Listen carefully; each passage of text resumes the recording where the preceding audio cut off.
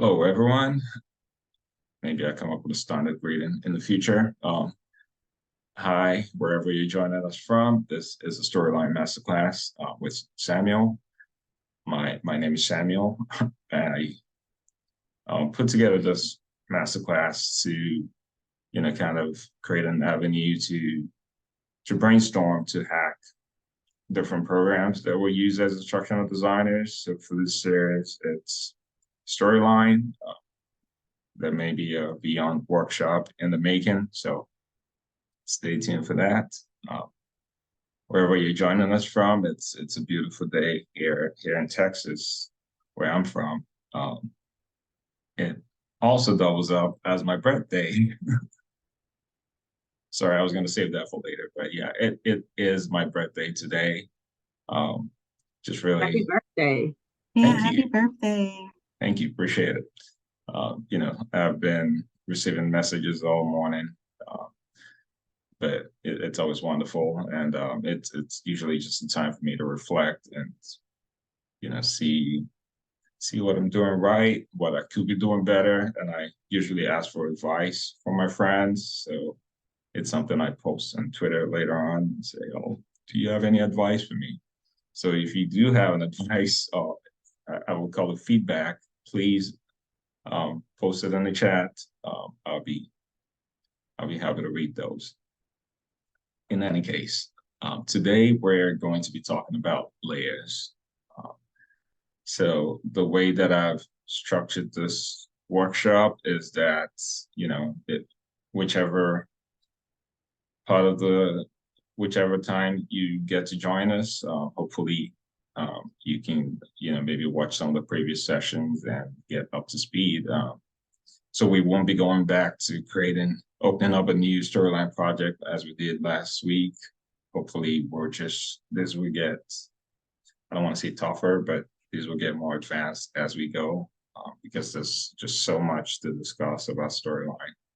I mean, for this week, it's just layers, but, there's still other components to discuss as well. And there's a lot to talk about with layers. I don't know if you all have been a part of a hackathon in the past. So it's really more like a storyline hack. Want this to be a discussion as opposed to me teaching.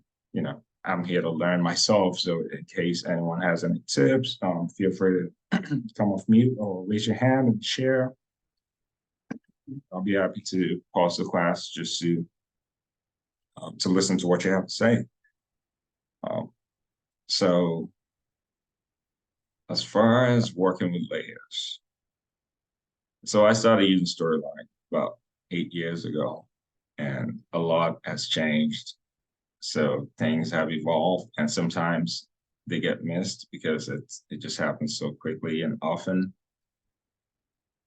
And I've spent a better part of last week just trying to refresh myself and see what's new with layers, and there's a lot that I've discovered, and I'll hopefully get to share some of those today.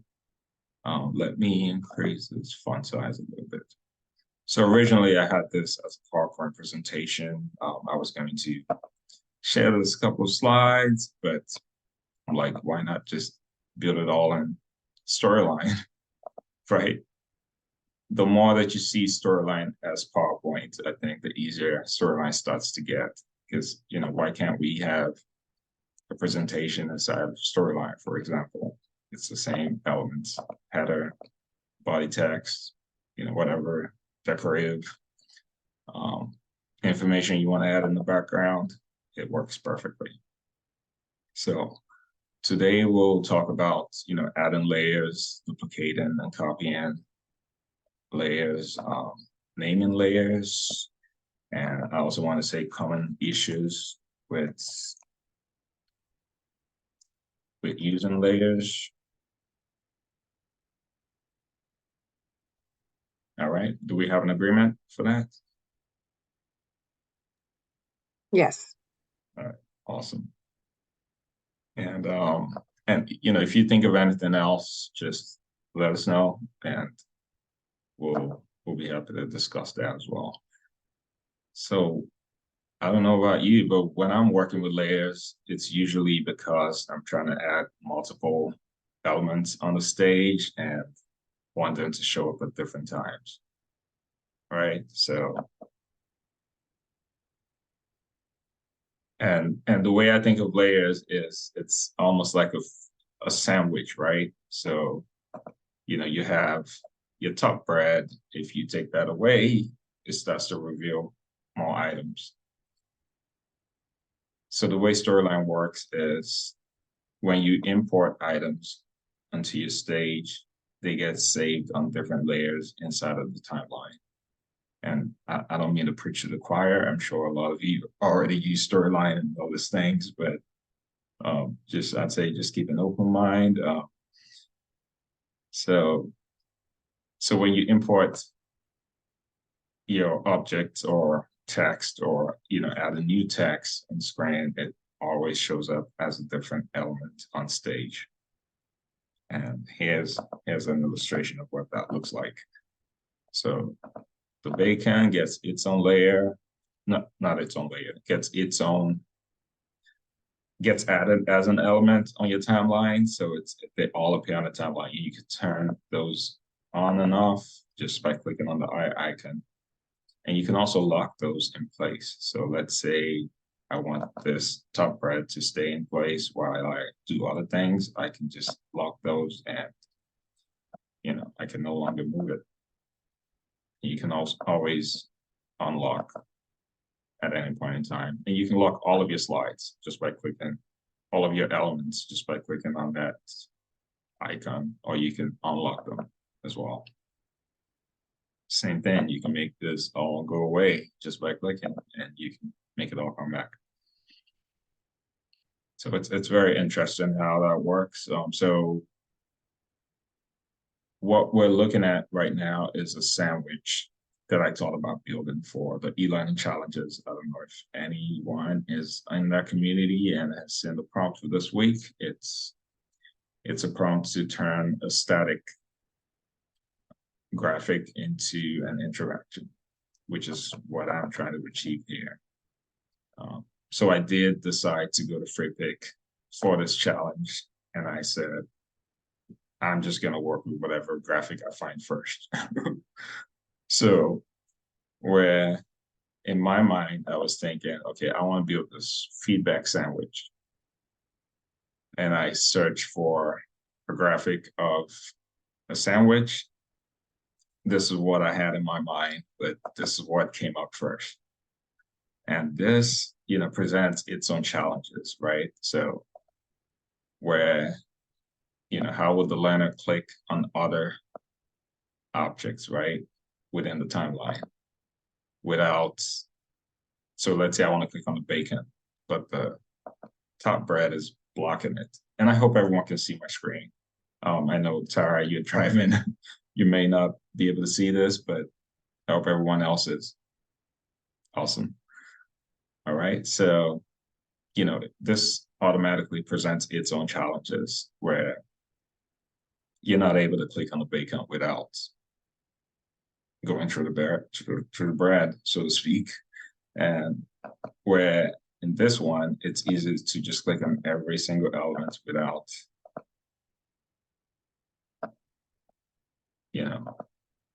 without interrupting other elements on stage. Now that's where layers can be an advantage as I'm thinking about this. So does it make sense? And like I said in the beginning, this is really a hack. If you have any suggestions, please feel free to chime in at any point in time. How would you solve this problem of, so you're trying to explain what the feedback sandwich is. And the feedback sandwich, the concept is to, when providing feedback, it's a technique. When providing feedback, like you're going to provide feedback to someone. It could be a subordinate, it could be someone else that you're working with.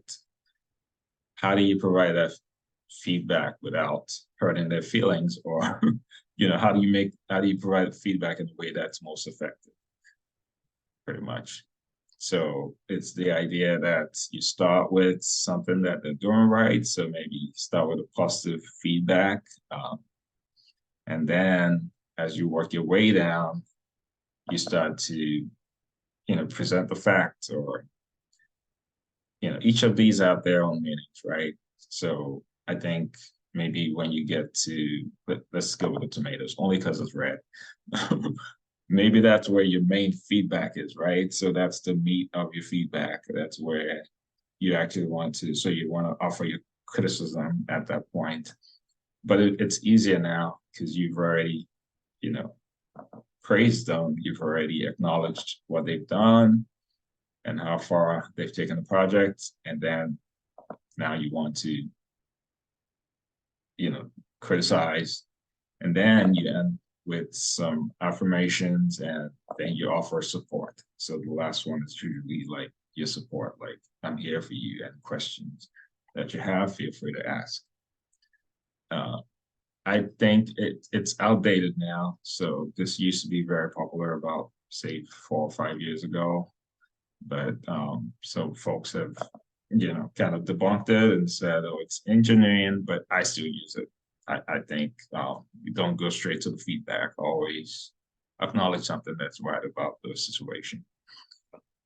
Um, so the whole idea is to maybe have an interaction where once you click, the text appears. So let's say this text here is positive feedback, for example. How can we turn this into an interaction using layers?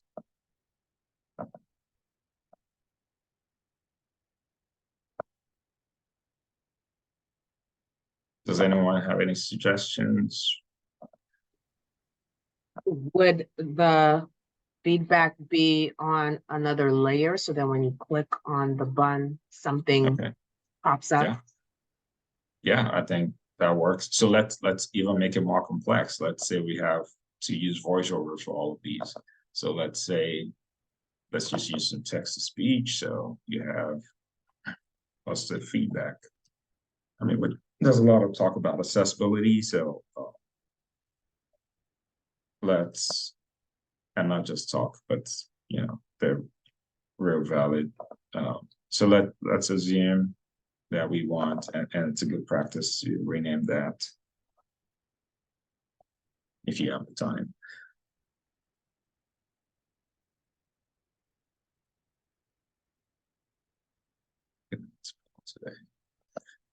So let's assume that we have voiceovers for each one of those. So I'm just going to duplicate this.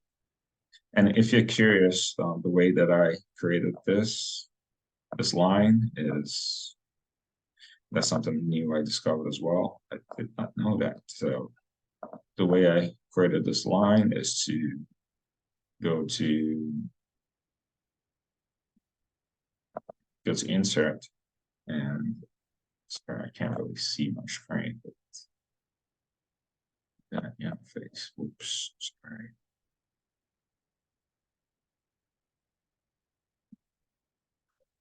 So the way I created this is to go to insert and go to shape and click on the line object. So I drew a line, holding down my shift button, and just, that's a line, but you have to quickly style it before clicking off of it. So you go to format, and I always knew I wanted just simple white line. Now, what you get is just a plain line with no icon, right? And you may already know this, but when you still with that line selected, you can actually go to shape outline, and you can increase the weight if you want. You can also go to more lines where you have even more control over what you want that to look like. So begin type. So let's say I start from here, ended here. So here's where you can change the node or you can even change the size. So here I want to affect the end type. So I feel like I'm comfortable with this. So I'll just hit that and make this, I think normal is okay. And that's it. Like, that's how I got that. Was that new for anyone? Yes, for me it was. Awesome. Thanks. So back to what we're trying to solve here. We're trying to place, I mean, there's several ways to go about this. So the easier route for me, I always like to do things a simple way. The easier route would be to use the state change instead. So I would have all of these embedded inside of the button. So it's just going to show up as maybe the selected state or the visited state, depending on if I want the learner to focus on each item or I want everything to appear at the same time. So you can make that selected, where if you, so you created a selected state and then paste that. You may even get fancy and give it some animation, but let's assume that's one way to solve it, right? So when you preview this,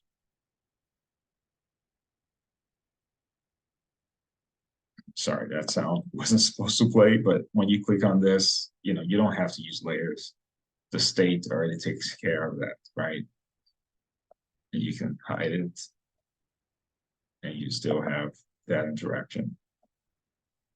But let's say we don't want to do that because we have voiceovers, and voiceovers don't work really well with states because there's no timeline to play that voiceover. So let's say we want to, I mean, we can do both actually. So let's say we want to keep this inside of here, and let's say we use Vista this time. And let's say our challenge is really the voiceover. So how do we place this voiceover without using layers instead?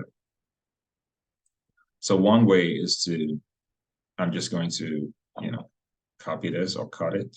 Let's use cut since we don't want it to be on the main slide anyways. So here's where you add layers. You go to new layer, and always good practice to name your layers. So maybe you say this is positive feedback.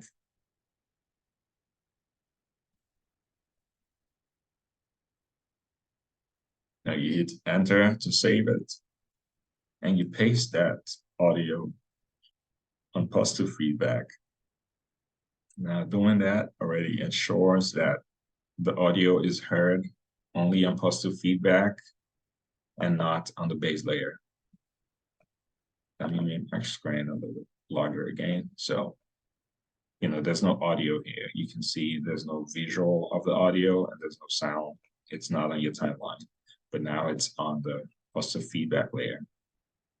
And always good practice to drag the end of this is the end of your timeline. Always good practice to drag it to the end of whatever audio you have on there, so that way it doesn't continue playing, especially when you have a seek bar. It confuses learners. They feel like they're missing something. So always good practice to drag that back. And so how do we, let me go ahead and just name this base layer. I don't like seeing untitled. Let's just call that base layer or sandwich layer. So how do we make positive feedback show up when the learner clicks on the top button, for example? The way that you do that is select, I mean, you can select or not, but here's where you want to add a trigger. We haven't talked about triggers, but this is how you create a new trigger. And that opens up this wizard, this trigger widget, if you want to call it that. And this is pretty much just telling you what action do you need, and what do you want that action to affect or to effect? And when do you want that to happen? And what object do you want it to happen to? And what are the conditions? So this starts to get a bit more, not complicated, but conditional. So, and feel free to come off mute. So what action are we trying to do here? We're trying to show layer, right? Trying to show positive feedback. It already selected that because it's the only layer we have. But if we had multiple layers, it would ask us which one. So let's say, we want to select, you just click inside here and select your positive feedback layer. And it's asking you when do you want that to happen? So this is when the user clicks picture 8, which is that. So click picture 8 and no conditions in this case, but if you did have variables that you want to things to happen a certain time in a certain order, this will be a way to do that. And we can talk about that later on. So you click OK, and all of a sudden you are able to show this layer when the user clicks on this. And here's what that looks like.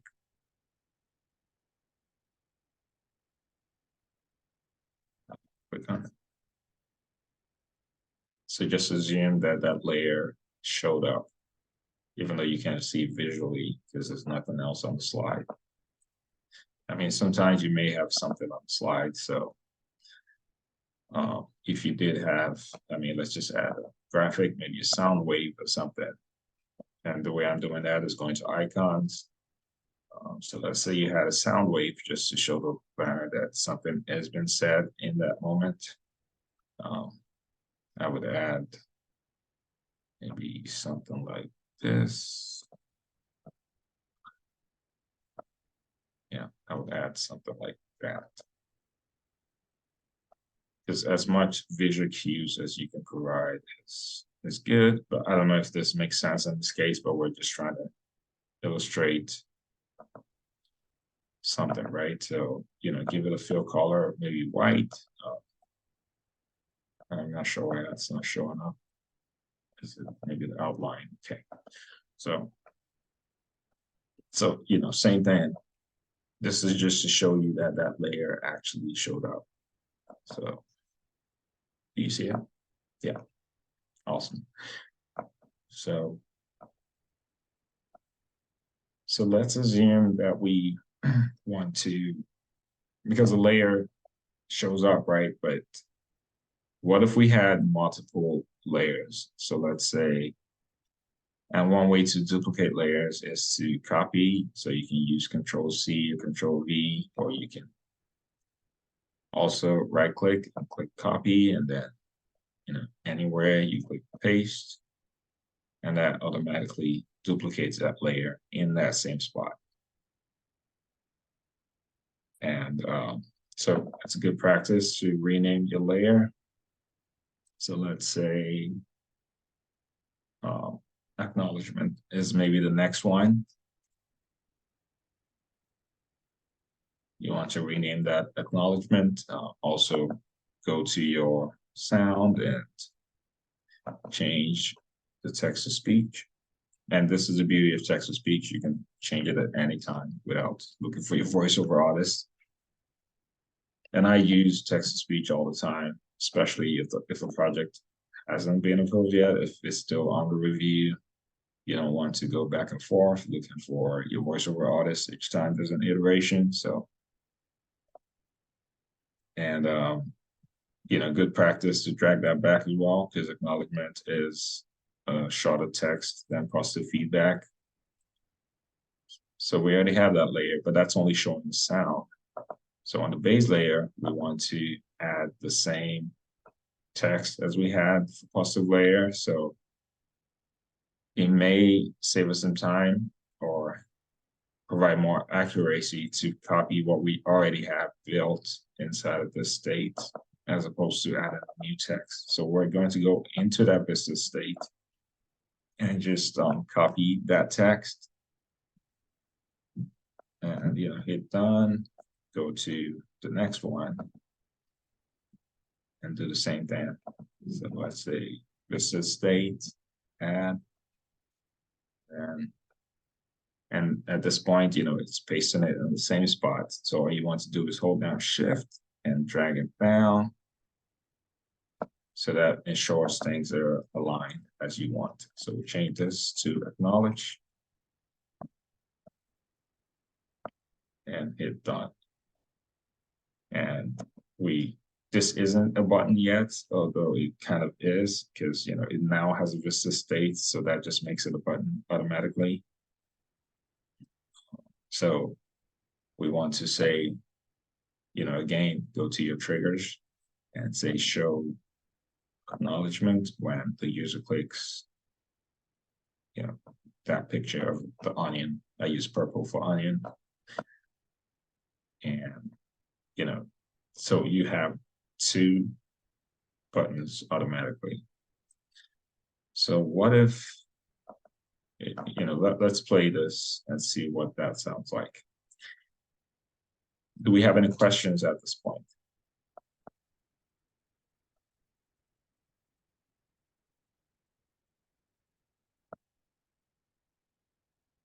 Do we have any questions at this time? So far, so good. All right. Yeah, it's real simple if you think about it. But what if you wanted to work a little bit quicker, right?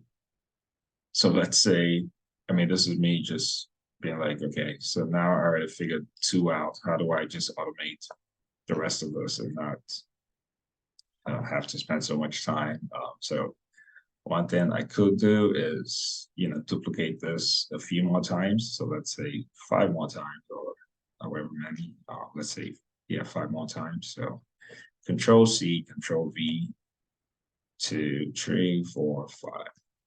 And let's just make things up. So what do you think the next level will be after acknowledgement if you were delivering feedback? There's probably a right way to do this, but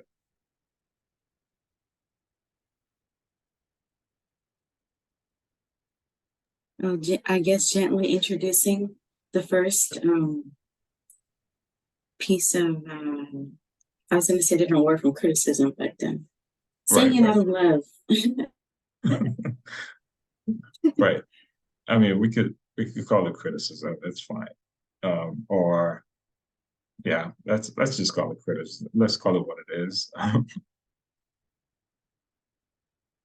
All right. So let's say that's criticism, or positive criticism.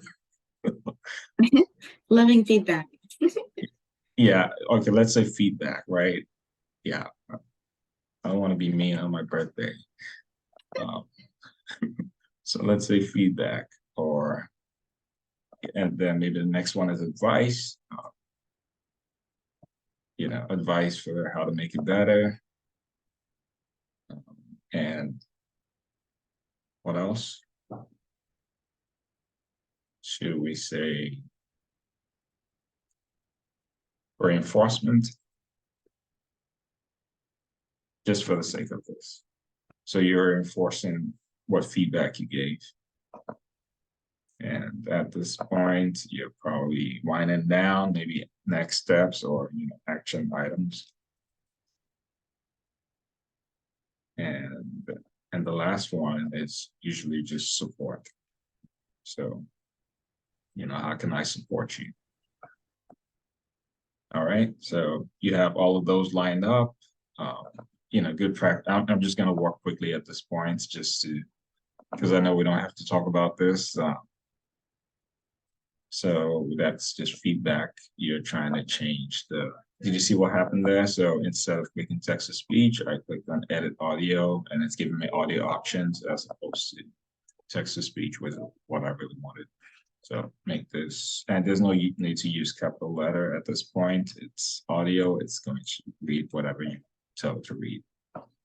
So just feedback, make sure to go and make sure that ends there. Advice.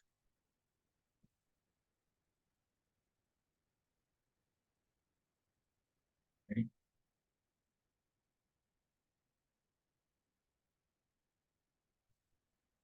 Make sure you don't forget any step. Reinforcement. Text to speech.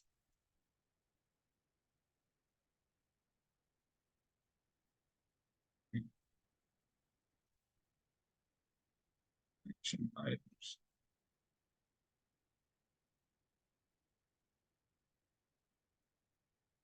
And support. That's the final.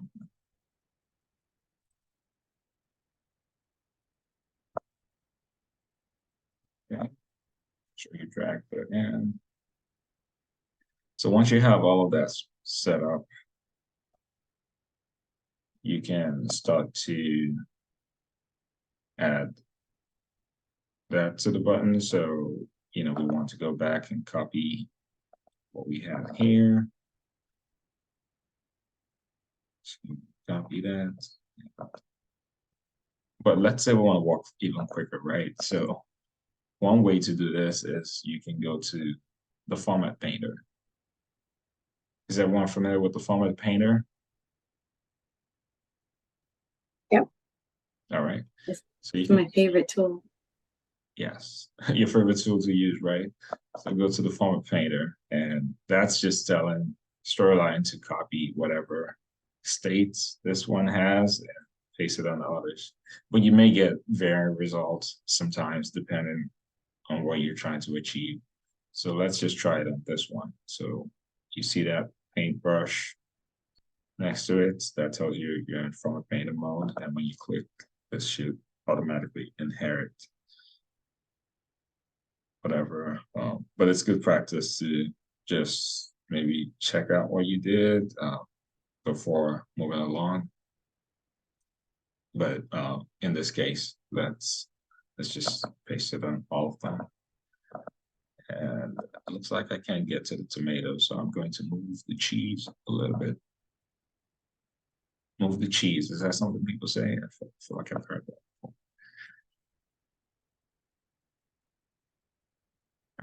So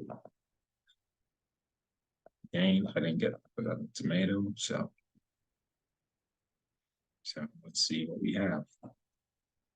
So we have this came true, but it kind of landed on a different spot. So you just have to kind of move it, but it still saves you time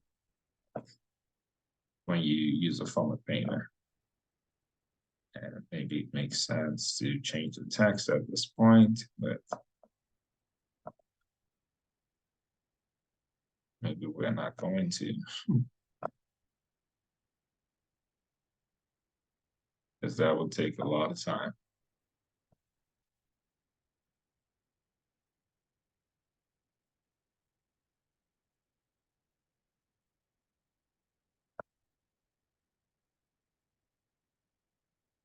Okay, we're at the last one. And I'm not sure why it moved it. Daphne, do you know why it may have moved? No, can't say that I do. Mhm. Yeah, could be maybe the x-axis of some technical like that. Maybe it's it's a different blend. So yeah. In any case,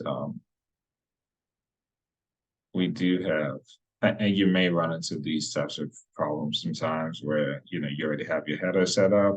You had to move things along the way. How do you scoot this down without one of the easy ways out of this? You see the problem I'm talking about, like this already is taking up too much space where you still want this to be a header, right? You can either make this a title and make it disappear after a while or something, so you still have your interaction without disrupting anything. Because if you scoot this down, whether as a group maybe because we screwed it down this way, it just kind of ends up in an awkward place. So if you group it instead, that lets you, just hold your shift and drag it from the corner, and that keeps things in place. But I don't know what would happen to the text in this case. So you go back to ungroup, and let's see what that looks like. So it still held things in place, which I'm surprised by. It still held things in place, so that's good. In any case, so we've already added these as buttons. We're trying to do the same thing. So do we want to go through the process of showing layer this when that is that? If you named your elements correctly on stage, you shouldn't have to do that. You could just copy one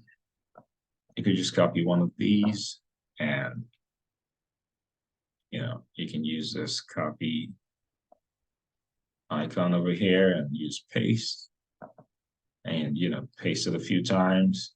But let's do the first one. So let's say you copied that and you want to show feedback this time. So you're going up the line. So you want to show feedback when the user clicks the letters.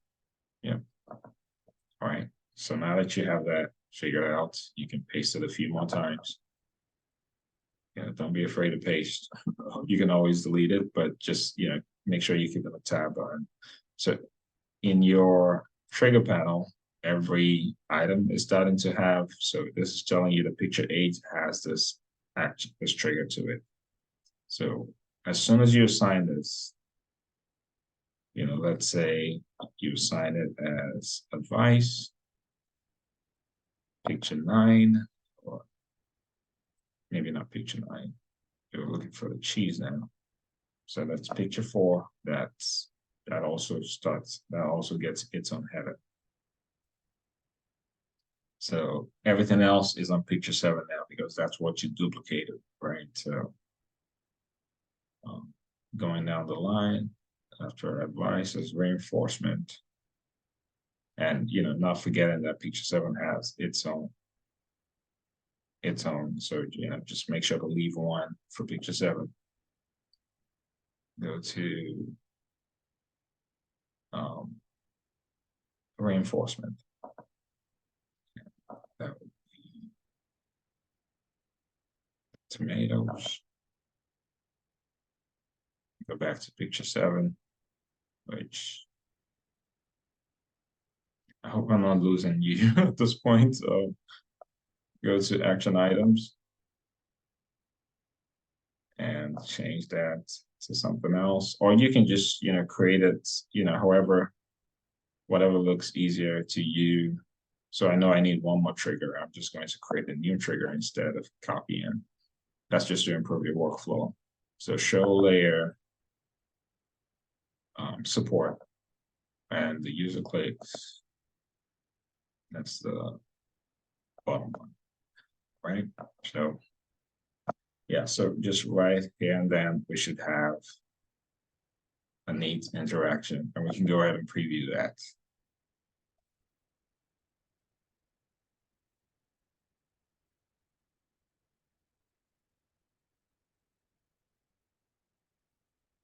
I can't see the chat, but if there are any questions, okay, maybe I can. Thank you. No, there aren't any questions in the chat. I do have a couple when you're done, though. All right, awesome. So, this should already work as you may have to move some of that, but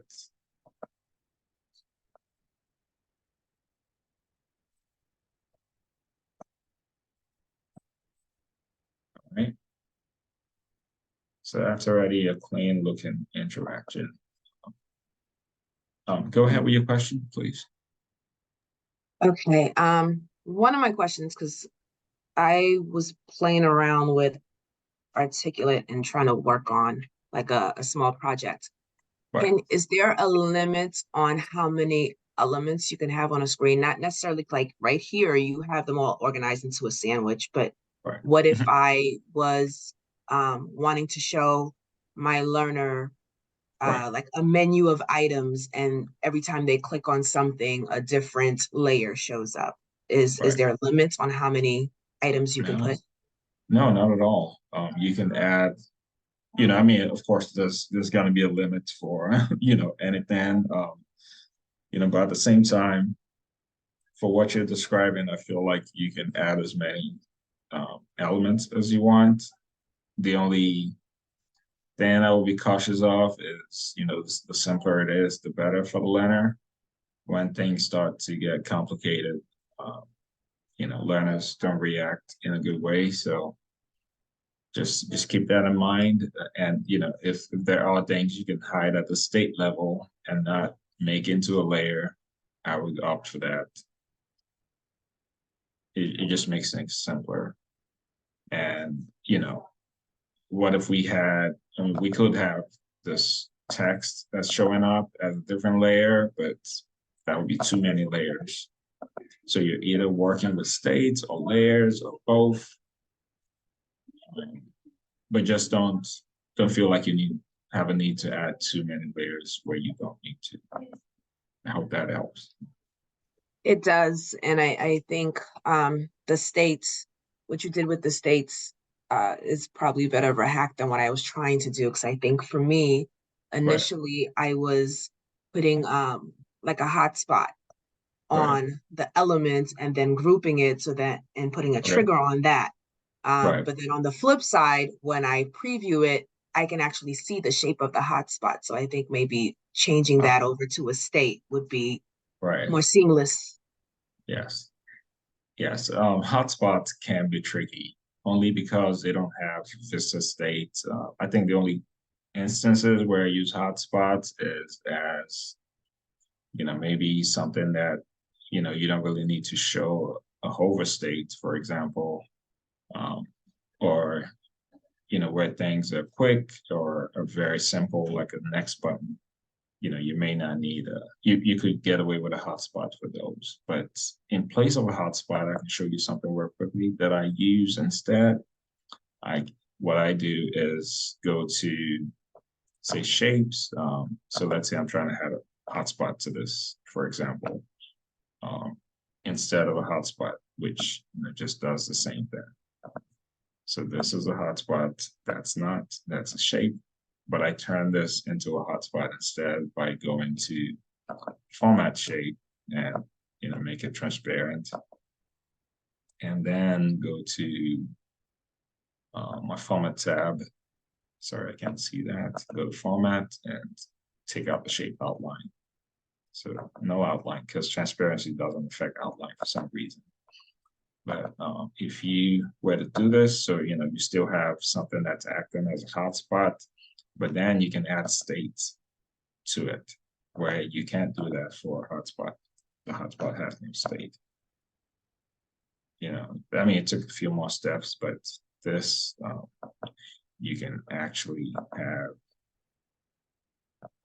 You can have Vitsa state, even if it's something as simple as showing a check mark whenever the user clicks on it.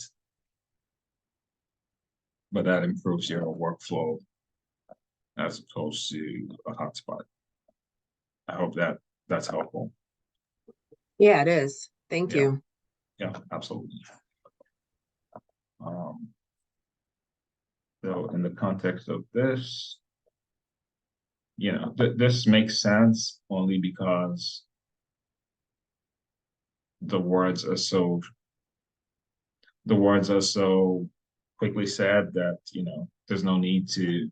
And what I'm referring to is getting double audio. So where in some courses you may find that one audio starts to talk over the other audio, and I can show you a quick fix for that.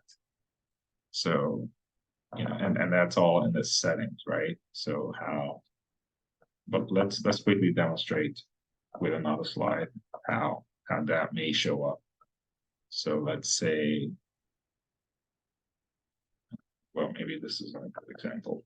Let's maybe add some more words to this. So maybe for this feedback or something else, maybe plus the feedback, maybe we have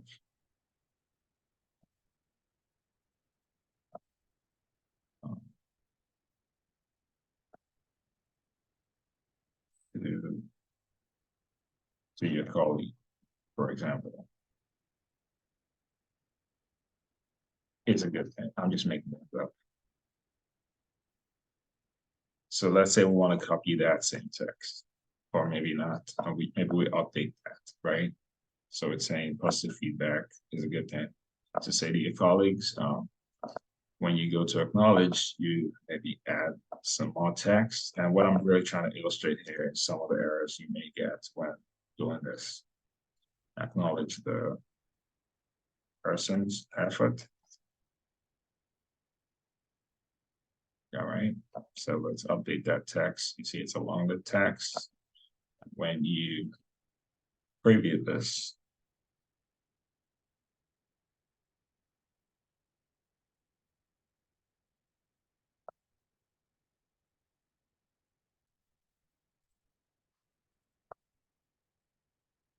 yeah, looks like it's already been fixed on this one. But normally, you know, what you would do is to hide other layers when, so let's say we didn't hide that layer in the, to get to the settings for the layers, all you need to do is double click. So let's say that wasn't hidden. If you may have seen this issues in some courses, it's very common. Things they start to talk over each other. So I mean that's the easy fix. Just it looks like it goes ahead and fixes it. Okay, maybe not. Yeah, so all you need to do is to hide all the layers. That's telling storyline to hide this layer when, so you're only getting one layer at a time, pretty much. Another thing to do is to hide each of those layers when, hide each of those layers after the timeline ends. You need to do this for any layer that has sound. Or most layers. I mean, there are use cases for other things. You can, it's good, it's a good practice to hide the layer when the timeline ends. That ensures that the audio starts from the beginning the next time you go back, the next time you click on that layer. So, and you don't have to do this for every slide. You can just copy this and paste it on every single slide. So make sure you click in here. Sorry, I'm not sure why that's happening. So you're pretty much just copying this and you paste in every single layer.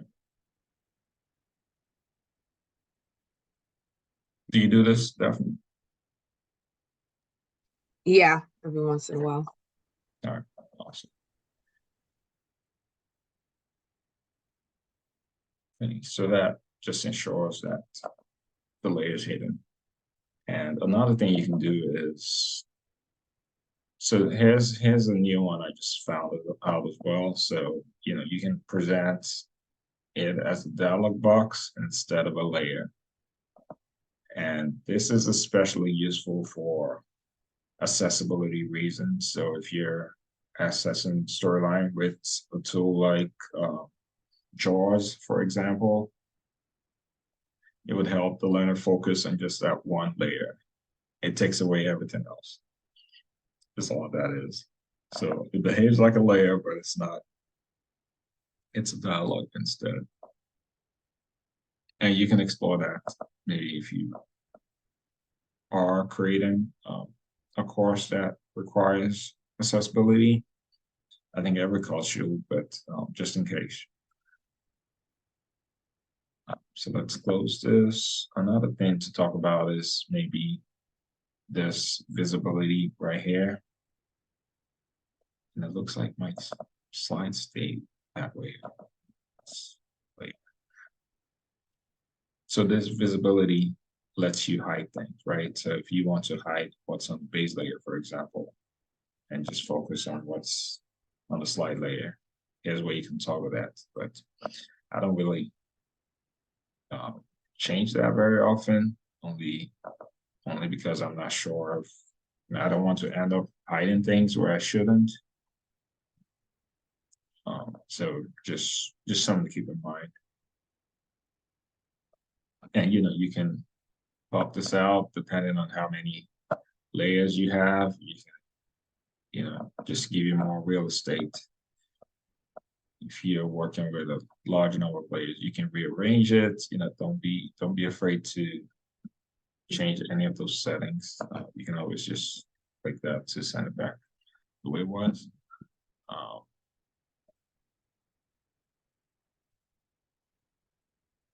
And you can also, depending on who you're designing for or how you're designing, you can make this have an overstate just to show that it's a button. The way that you do that is to click here and create that state. Go to, what's a good state for hover? How do you show?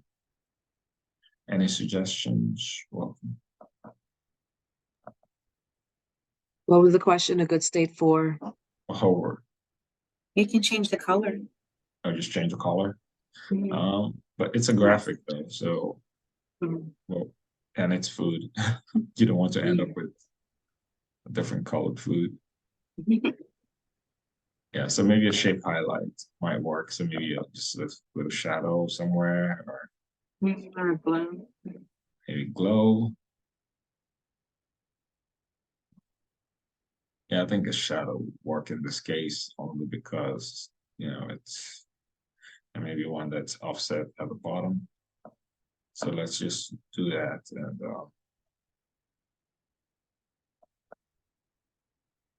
maybe not. So maybe a white shadow. It's a little tough to see that. And you can go to the shadow options. You can change it to white. And close.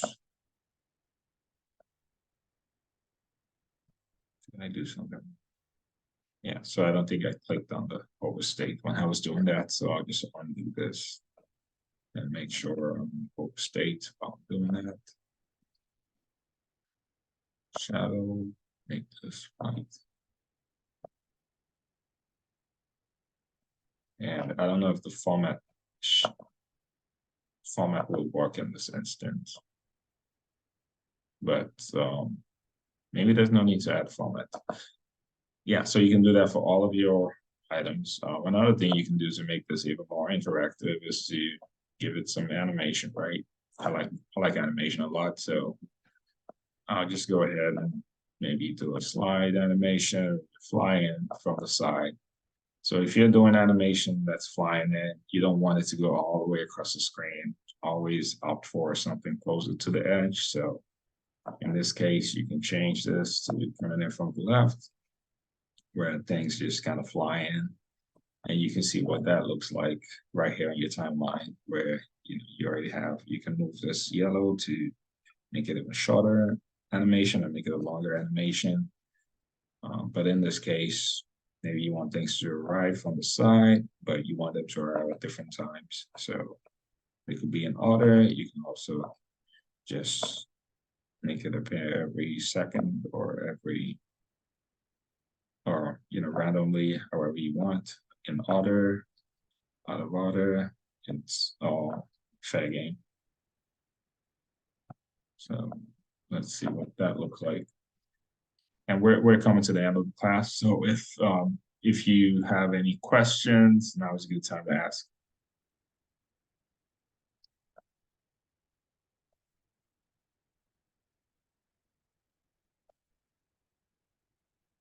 Any comments? No, I actually opened the project that I was working on and switched my my hotspot to a change in state, and it works perfectly. So thank you. Awesome, for sure. Yeah, thanks. Thank you all for joining. If you have any feedback, I'll be, glad to. Don't use the positive feedback sandwich. Tell me as it is. Thank you for doing this, and Absolutely. Absolutely. and happy birthday. Thank you. Appreciate it. Enjoy your day. Appreciate it. All right. So we have another session for next week. We're going to be talking about audio. So using more audio, how you can use sound effects and, how to add your audio to slides more effectively. There's a lot to talk about in that one as well. So looking forward to it. If you're not signed up yet, please do. And hope to see you next week. Thanks, Sam. Happy birthday. For sure. Thank you. Have a good rest Thanks of your day. again. Everybody sure. have a great weekend. Thanks. Thanks, Sarah. All right.